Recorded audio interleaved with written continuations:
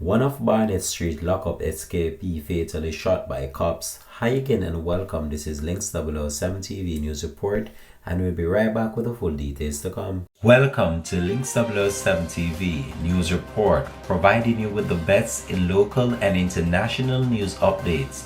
This is a place where you can get the most reliable and informative news information. Links 007 TV News Report.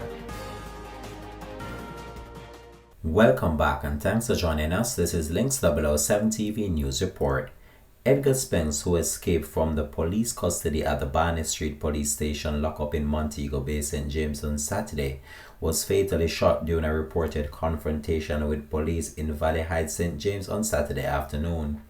The development was shared on the social media page of the Jamaica Constabulary Force Facebook page. The constabulary said that further information will be provided on the incident. Spence, age 42 years old, a resident of Flower Hill, St. James, had been charged with possession of a prohibited weapon and other crimes.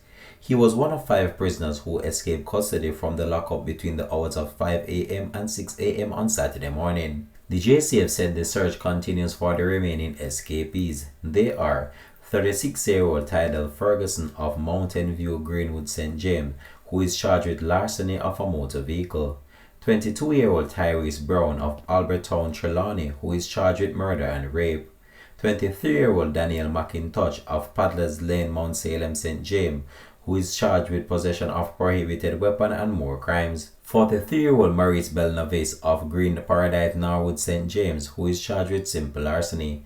Anyone who may have information on the whereabouts of the above persons is being asked to contact the police at 911 Crime Stop at 311, the National Intelligence Bureau tip line at 811, or the nearest police station. This has been Links 007 TV News Report. Thanks for watching.